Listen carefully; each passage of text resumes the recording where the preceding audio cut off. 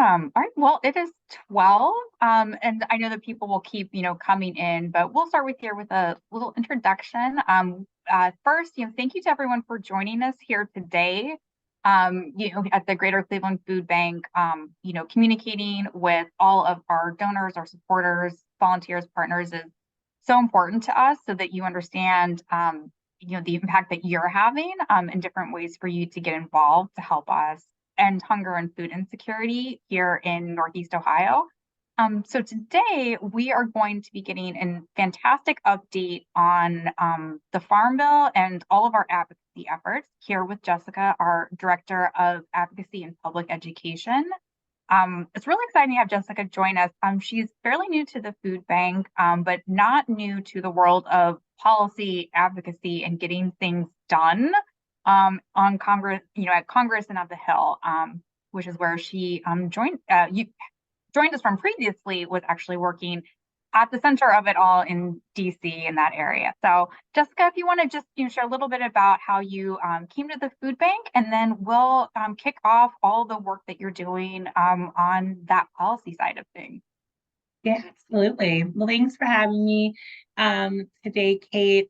As you mentioned, I'm fairly new to the food bank. I've been here for about 7 months, but not new to Northeastern Ohio. I was born and raised in Cleveland before I moved to DC, where I had the opportunity to work both for some national anti-hunger organizations like Share Our Strength, No Kid Hungry, and where I was able to work in several offices on the Hill, where I had the opportunity to work on both appropriations and agriculture and nutrition issues on the House side. So I have been able to see this issue from both the outside advocacy perspective, but then also have been on the other side of things, both on, like I said, on the appropriation and funding side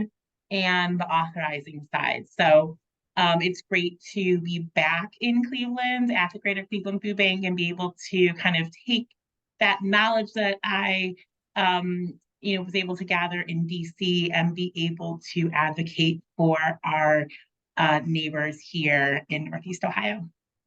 Yeah, well, and that's such amazing experience to have, because you said that the magic A word, appropriations, because obviously policy matters, but you have to have the funding to make that into reality for people.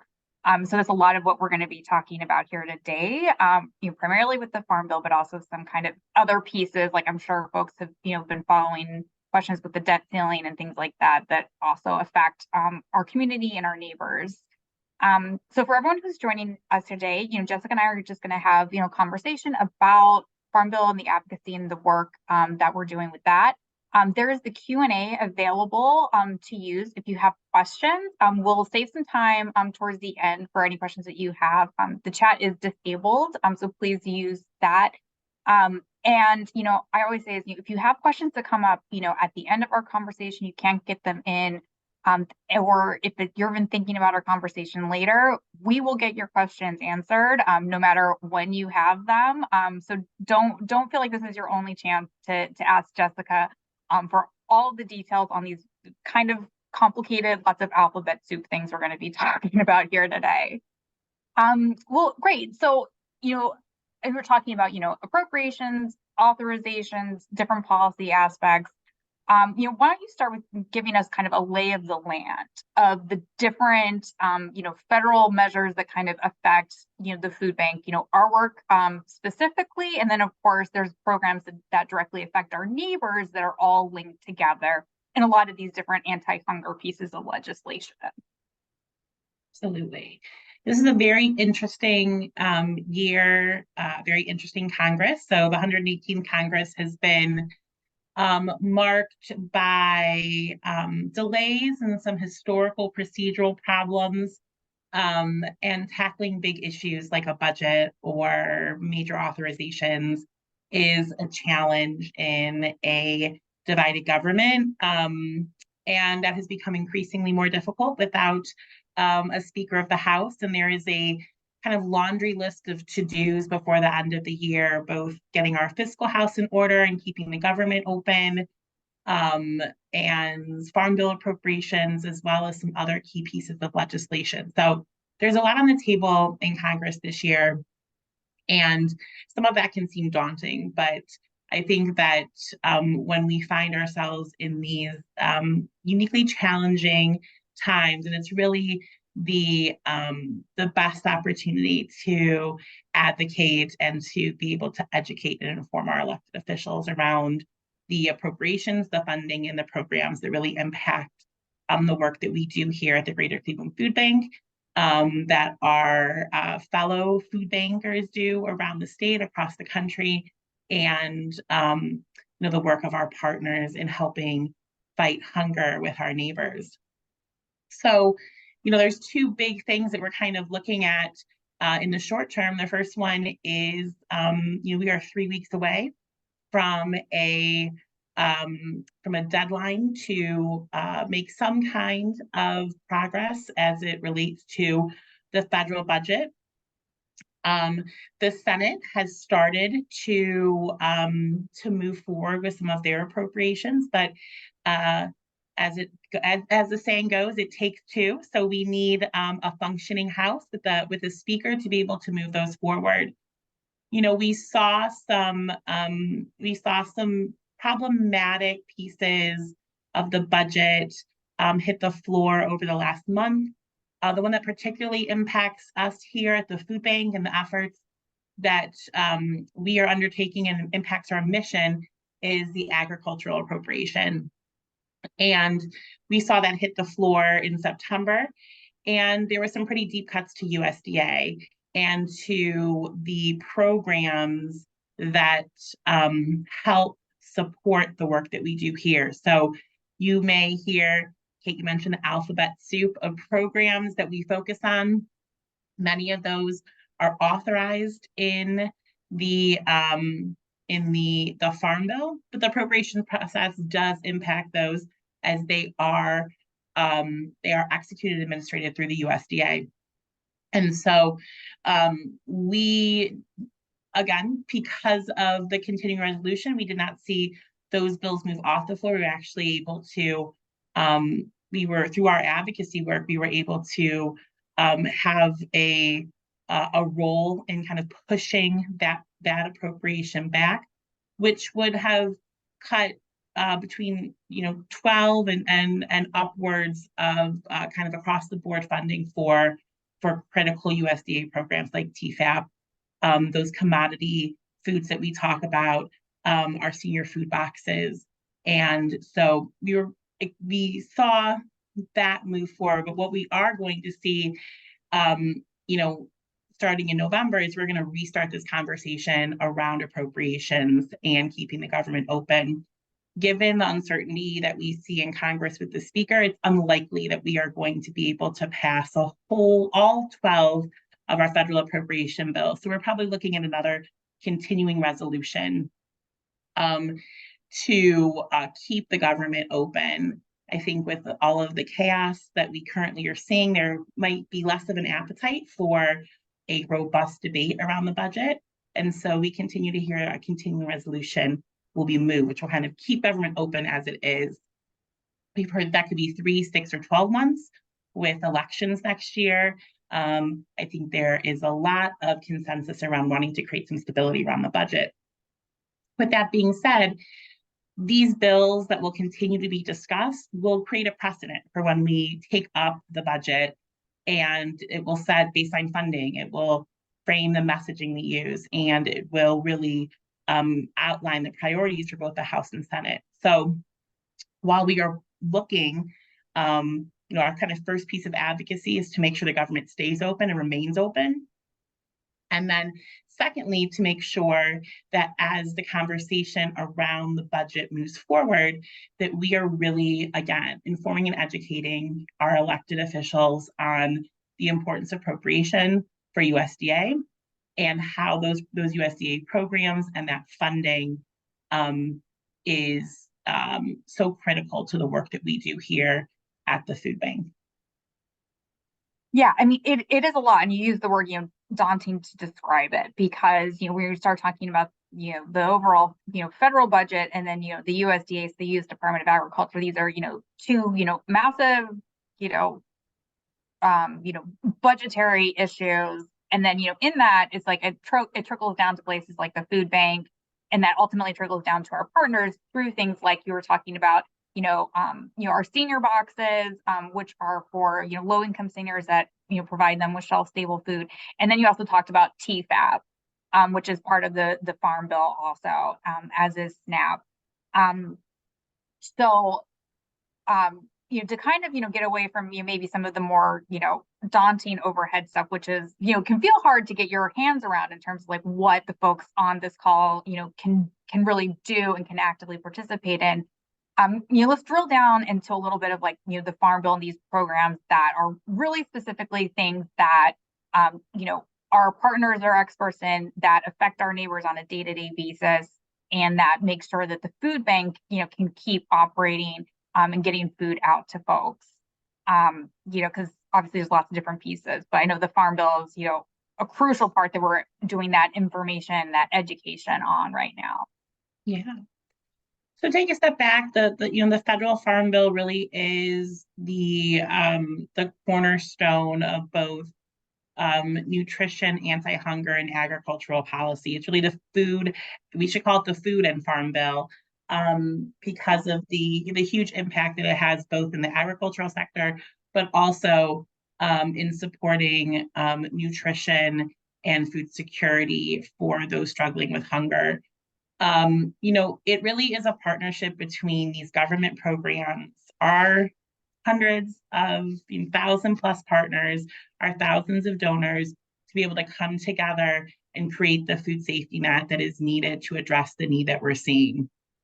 And as it relates to the federal programming, 21% of the food that the food bank distributes comes from federal nutrition programs like TFAP and CSFP. So this is a huge portion of the resources that the food bank relies on to be able to support our partners and our neighbors.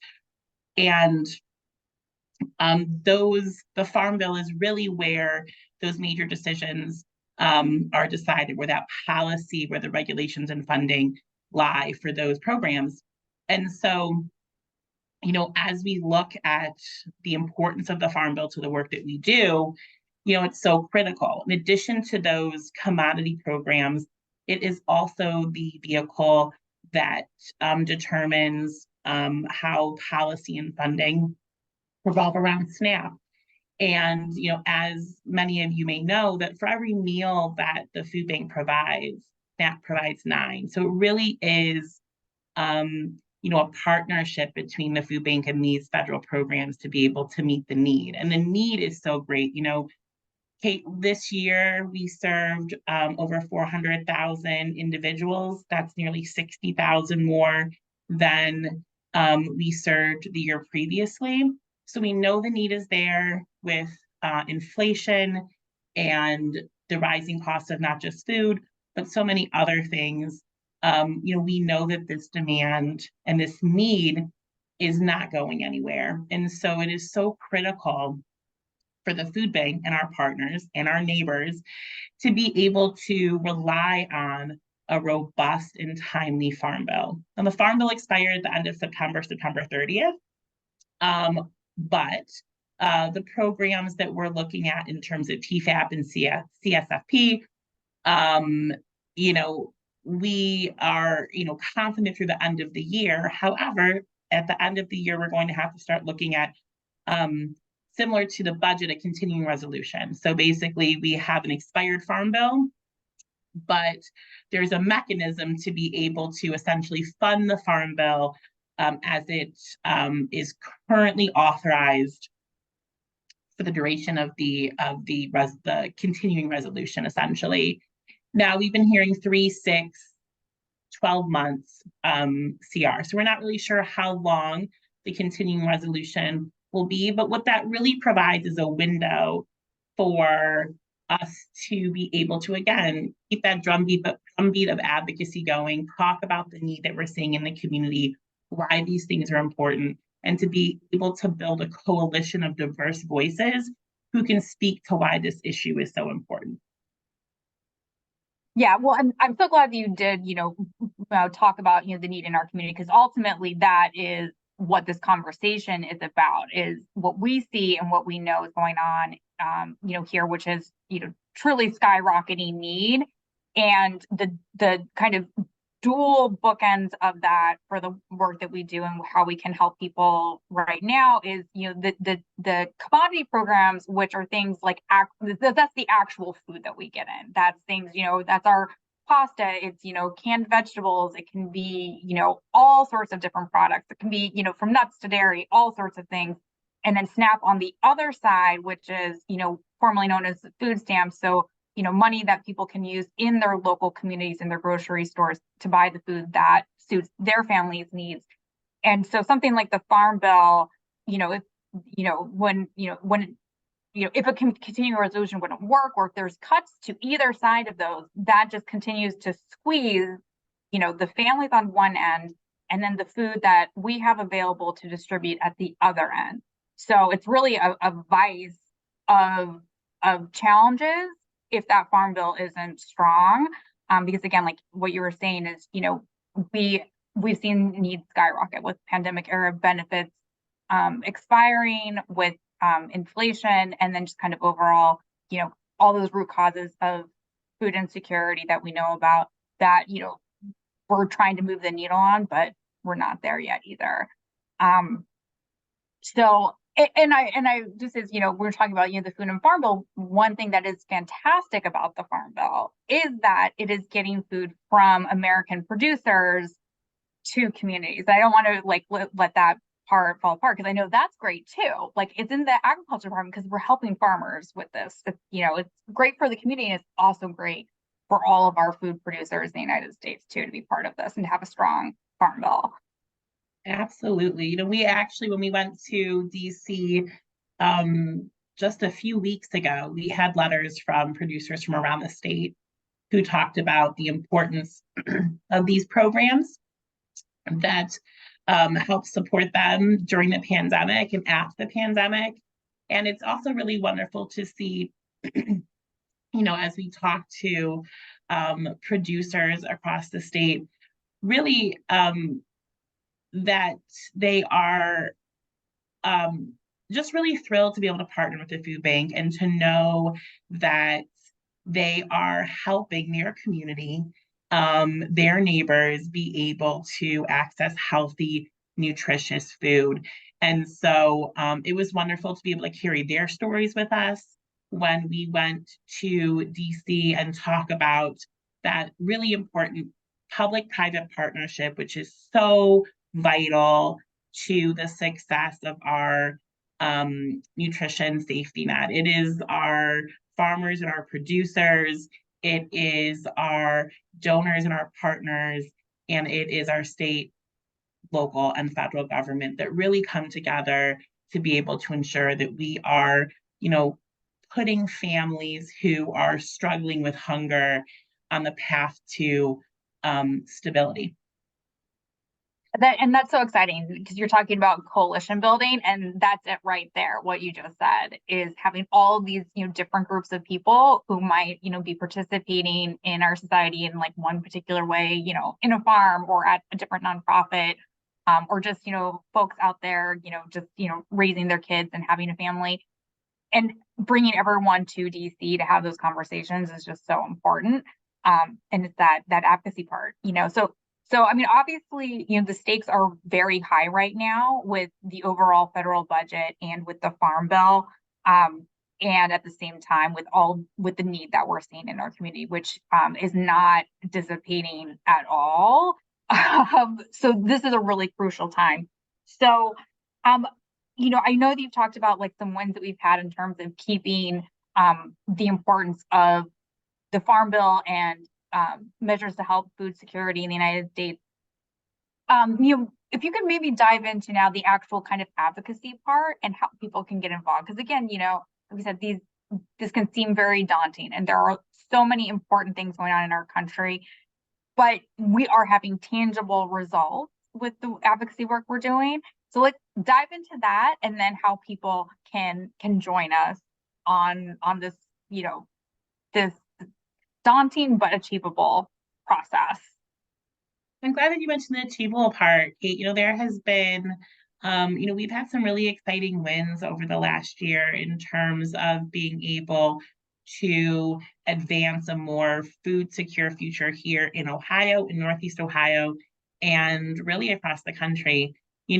First, we were in coalition with food banks from across the state, the Ohio Association of Food Banks, and other health and human services organizations to advocate for an increase in funding for Ohio food programs. We were so excited to be able to, so food banks will be receiving $15 million additional funding over the biannual budget, which is going to be so important, again, to be addressing that need.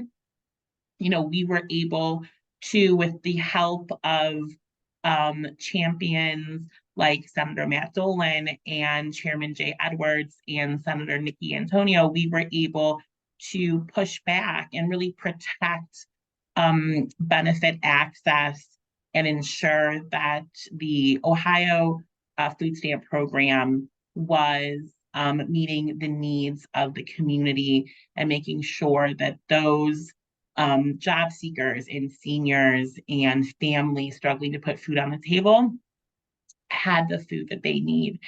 And again, we were talking on the federal level. There was that federal appropriation bill where there was those deep cuts to the programs that were important. It was so wonderful to be able to see a bipartisan pushback from our delegation here, from Congresswoman Shontel Brown to Congressman Max Miller, both voting against that because they knew the impact it would have in their community on their constituents.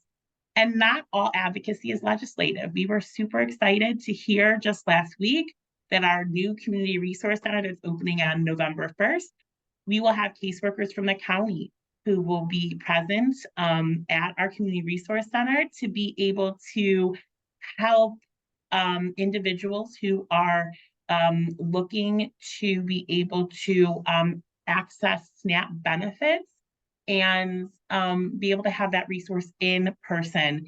And so there's I knew we were working on that. Congratulations to everyone we've been working with to secure that. That's awesome. It was fantastic news. And, I think it again points out that there are legislative victories. There's kind of federal appropriations victories, and then there are other advocacy victories that we can point to. So there's a lot that we've been able to do in the next year. We've talked a little bit about the importance of the Farm Bill and appropriations and the things that we hope to do the next year. And I think that there are lots of different ways to get engaged. And I think that's the exciting thing about advocacy. It's kind of an engagement ladder. So wherever you are, wherever you stand or sit, you can be an advocate for these issues. And so it can be writing or calling your member of Congress or your state legislator. It could be attending a roundtable or a district meeting. Again, because we will be hashing out the Farm Bill in this coming year. We will be planning more trips to DC. We'll be carrying letters with us when we go. I always say the first step in advocacy is to hop on our website and sign up to be part of our advocacy network. So you are getting all of the updates on the things that are happening and the things that we're working on. And, we as here, in the advocacy team, we want to make sure that we're supporting all of those initiatives. So I also love when folks come up with ideas that I hear all the time. Someone has told me, oh, I would love to do an op-ed. Let's work with you on that. What does your network look like? Who is in your network that you might be able to bring along with you? I think we, think of ourselves and the advocacy that we're going to do, but, what does our network look like and how can we share why fighting hunger and supporting the Greater Cleveland Food Bank is important to you so you can share that with them. So lots of opportunities. And we should start seeing a new crop of opportunities coming up in just the next week or two. So I encourage everyone to who's interested in advocacy, join on our website at to become a part of our advocacy network, where you'll get all of those updates. And we will certainly be sending out, on top of that, additional information. And I always want to say, again, we're here to support your advocacy efforts. And so, I know can sometimes sound daunting. I am not completely read in on this policy. I don't know all of the details about TFAP or the Farm Bill or that new appropriation. We have template languages and, letters that you can edit and really resources so you can feel informed, have talking points, and really be able to insert your story, your passion for this issue when you reach out to your legislator. Well, and that's really helpful because, there are, so many complexities, but, I think that, you are able to break down, not just, what the issue is and what we're trying to advocate for, but do it in a way that's understandable and that people can translate. And I also really love, what you were saying about also reaching out to, folks in the audience, to people that because if you're on this call, I'm assuming that means that you are committed to fighting food insecurity, that you want a hunger-free Ohio and a hunger-free country and world. And one thing that you can do to start simple to find your voice is to talk to people who about your passion for the food bank or the organization that you work with. And then to start asking questions and to be a resource in your community. Starting there, is one powerful step. And then building out to whether it's an email, a letter, a phone call, and then getting involved in other ways. I know that we had a bus go down, I think, right, for the amendment battle in August. So there's a variety of things that we are doing. So you can get involved kind of at a quieter end all the way up to a larger scale intervention. So there's a place in here for whatever kind of level of commitment that you want to make, whatever your comfort level is. And getting informed and getting educated is obviously extremely important. So being here today is really fantastic.